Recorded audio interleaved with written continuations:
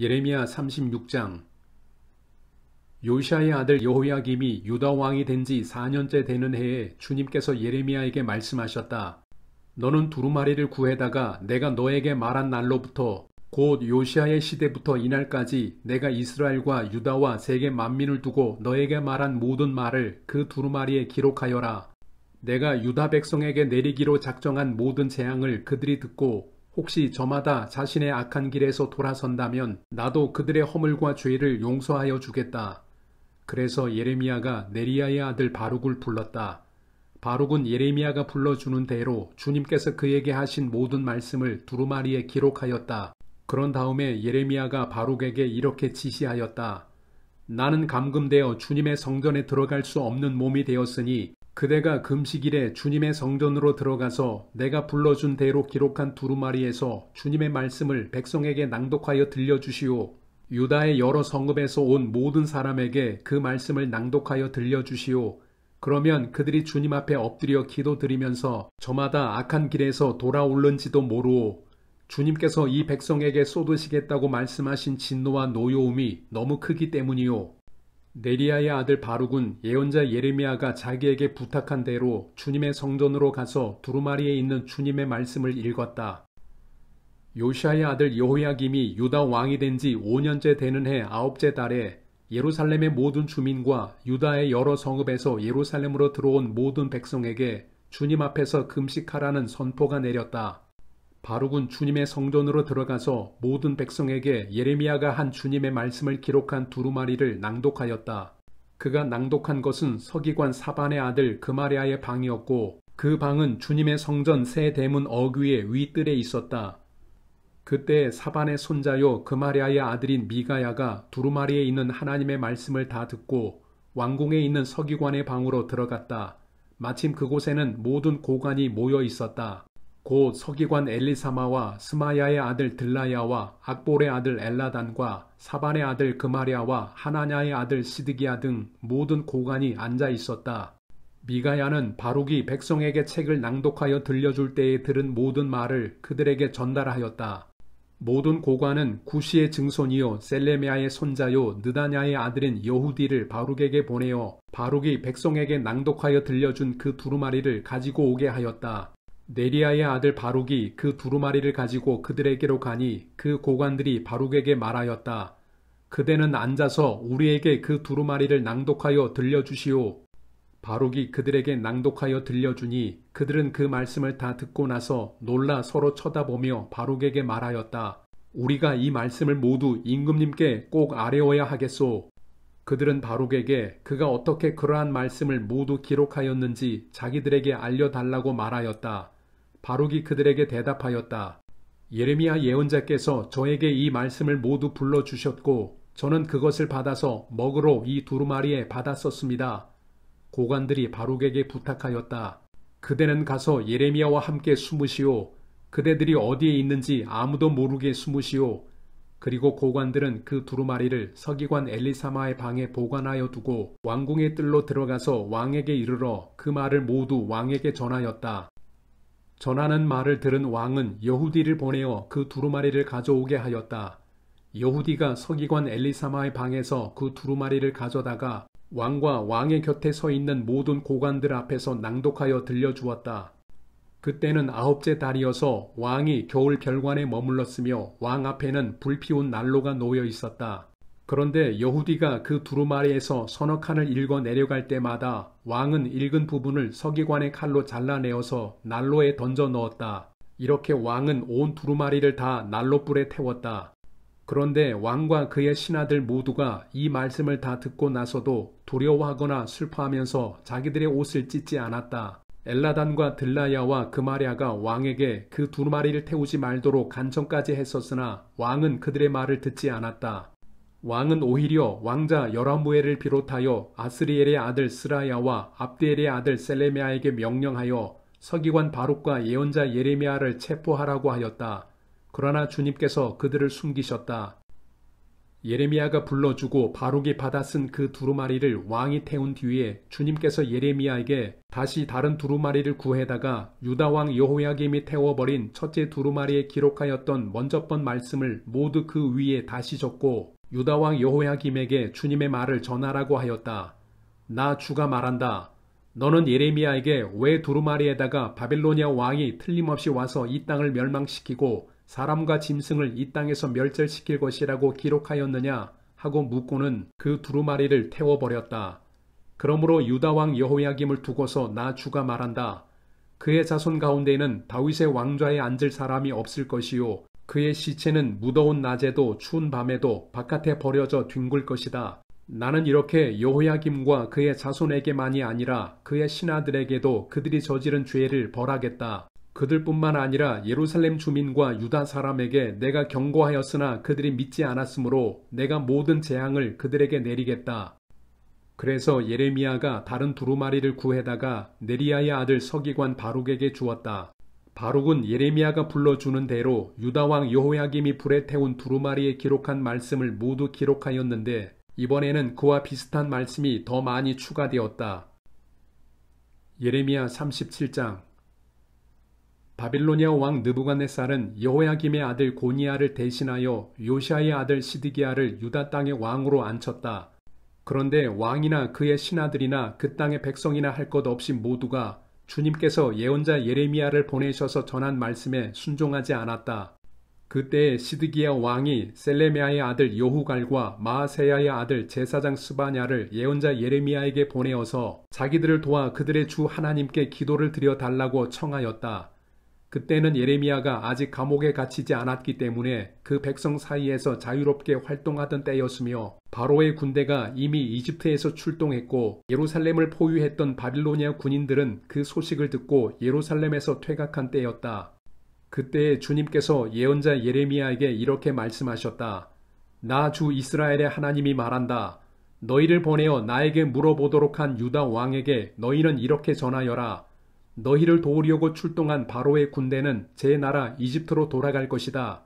그러나 바빌로니아 군대는 다시 와서 이 도성을 공격하여 점령하고 불질러 버릴 것이다. 나 주가 말한다.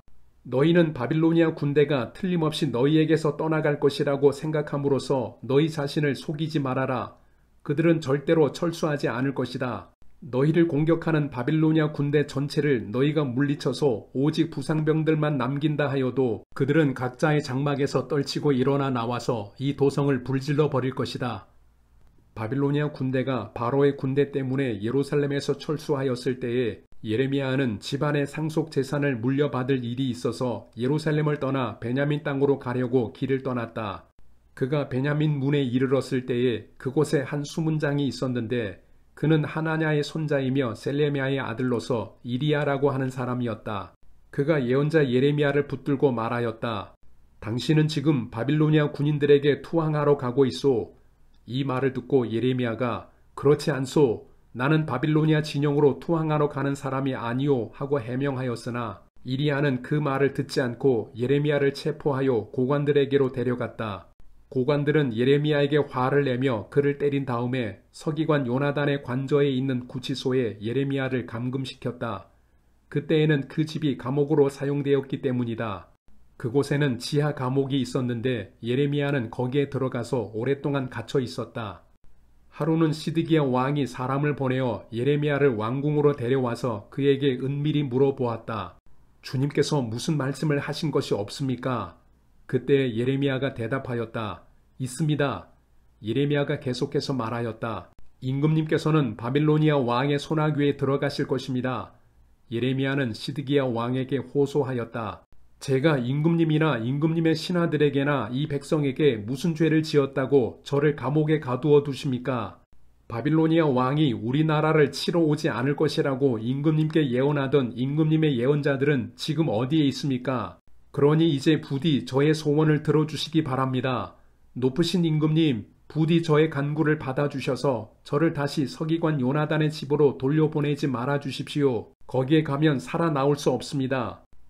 시드기야 왕은 사람들에게 명령을 내려 예레미야를 근유대 뜰에 가두고 그 도성에서 양식이 모두 떨어질 때까지 빵 만드는 사람들의 거리에서 빵을 매일 한 덩이씩 가져다가 예레미야에게 주게 하였다. 이렇게 해서 예레미야는 근유대 뜰 안에서 지내게 되었다. 예레미야 38장. mattan의 아들 스바데아와 바수훌의 아들 그달리아와 셀레미야의 아들 유갈과 말기야의 아들 바수훌이 예레미야가 온 백성에게 이렇게 전하는 말씀을 들었다. 나 주가 말한다. 이 도성 안에 머물러 있는 사람은 전쟁이나 기근이나 연병으로 죽을 것이다. 그러나 바빌로니아 군인들에게 나아가서 항복하는 사람은 죽지 않을 것이다. 적어도 자기의 목숨만은 건질 것이며 계속 살아남게 될 것이다. 나 주가 말한다. 이 도성은 반드시 바빌로니아 왕의 군대에게 넘어간다. 그들이 이 도성을 점령한다. 대신들이 왕에게 말하였다. 이 사람은 마땅히 사형에 처해야 합니다. 그가 이런 말을 해서 아직도 이 도성에 남아있는 군인들의 사기와 온 백성의 사기를 떨어뜨리고 있습니다.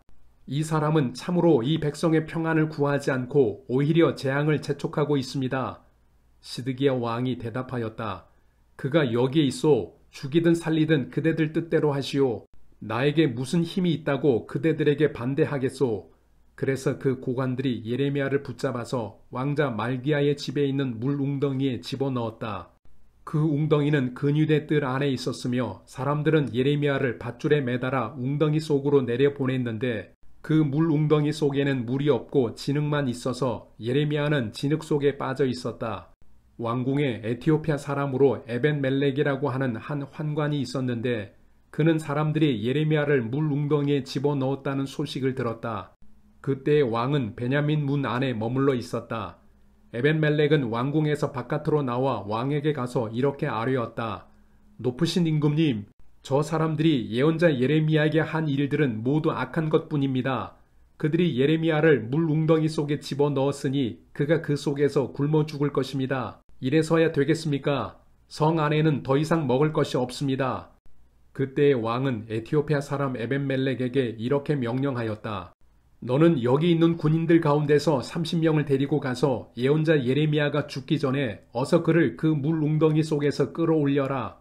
에벤멜렉이 그 사람들을 데리고 왕궁의 의복 창고로 들어가서 헤어지고 찢어진 옷 조각들을 거기에서 꺼내다가 밧줄에 매달아서 물 웅덩이 속에 있는 예레미야에게 내려주었다. 에티오피아 사람 에벤멜렉이 예레미야에게 말하였다. 헤어지고 찢어진 옷 조각들을 양쪽 겨드랑이 밑에 대고 밧줄에 매달리십시오. 예레미야가 그대로 하였다. 사람들이 밧줄을 끌어당겨서 예레미야를 물 웅덩이 속에서 끌어올렸다. 이렇게 해서 예레미야는 근유대 뜰 안에서 지내게 되었다. 시드기야 왕은 사람을 보내어서 예언자 예레미야를 주님의 성전 셋째 문 어귀로 데려왔다. 그리고 왕은 예레미야에게 말하였다. 내가 그대에게 한 가지를 묻겠으니 아무것도 나에게 숨기지 마시오. 그러자 예레미야가 시드기야에게 대답하였다. 제가 만일 숨김없이 말씀드린다면 임금님께서는 저를 죽이실 것입니다. 또 제가 임금님께 말씀을 드려도 임금님께서는 저의 말을 들어주시지 않을 것입니다. 시드기야 왕은 예레미야에게 이렇게 은밀히 맹세하였다. 우리에게 목숨을 주신 주님의 살아계심을 두고 맹세하오. 나는 그대를 죽이지도 않고 그대의 목숨을 노리는 저 사람들의 손에 넘겨주지도 않겠소. 그러자 예레미야가 시드기야에게 말하였다. 주 만군의 하나님, 이스라엘의 하나님께서 임금님에게 이렇게 말씀하십니다. 너는 바빌로니아 왕의 고관들에게 항복하여야 한다. 그러면 너는 너의 목숨을 구하고 이 도성은 불에 타지 않을 것이다. 그리고 너와 너의 집안이 모두 살아남게 될 것이다. 그러나 내가 바빌로니아 왕의 고관들에게 항복하지 않으면 이 도성이 바빌로니아 군대의 손아귀에 들어가고 그들은 이 도성에 불을 지를 것이고 너는 그들의 손에서 벗어날 수가 없을 것이다. 그런데도 시드기야 왕은 예레미야에게 이렇게 대답하였다. 나는 바빌로니아 군대에게 투항한 유다 사람들이 두렵소.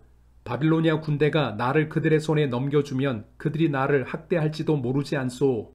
예레미야가 말하였다. 그들의 손에 넘어가지 않을 것입니다. 부디 제가 임금님께 전하여 드린 주님의 말씀에 순종하십시오. 그래야 임금님께서 형통하시고 임금님의 목숨도 구하실 것입니다. 그러나 임금님께서 항복하기를 거부하시면 주님께서 저에게 보여주신 일들이 그대로 일어날 것입니다. 보십시오. 유다의 왕궁에 남아있는 여인들이 모두 바빌로니아 왕의 고관들에게로 끌려가면서 이렇게 탄식할 것입니다. 믿던 도끼에 발 찍혔다. 친구들이 너를 속이고 멋대로 하다가 내가 진창에 빠지니 너를 버리고 떠났다. 임금님의 모든 아내와 자녀들도 바빌로니아 군대에 끌려갈 것이고 임금님께서도 그들의 손에서 벗어나지 못하고 바빌로니아 왕의 손에 붙잡히실 것입니다. 그리고 이 도성도 불에 타버릴 것입니다. 그런데도 시드기야는 예레미야에게 이렇게 말하는 것이었다. 이런 이야기를 아무에게도 발설하지 마시오. 그렇지 않으면 그대는 목숨을 부지하지 못할 것이오. 나하고 이야기했다는 것을 고관들이 알면 그들이 그대에게 와서 나하고 무슨 말을 하였으며 또 내가 무슨 말을 하였는지 자기들에게 사실대로 말하라고 할 것이오. 그들이 그대를 죽이지 않겠다고 하면서 아무것도 숨기지 말고 말하라고 할 것이오. 그러면 그대는 그대가 요나단의 집으로 돌아가면 죽게 될 터이니 그곳으로 돌려보내지 말아달라고 임금님에게 간청하였다고만 대답하시오. 과연 고관들이 모두 예레미야에게 와서 물어보았다. 그때 예레미야는 왕이 자기에게 명령한 그 말대로만 그들에게 대답하였다. 그 이야기의 내용은 전혀 탄로나지 않았고 대신들은 예레미야에게 더 이상 할 말이 없었다. 이렇게 해서 예레미야는 예루살렘이 함락되는 날까지 근유대 뜰 안에 머물러 있게 되었다.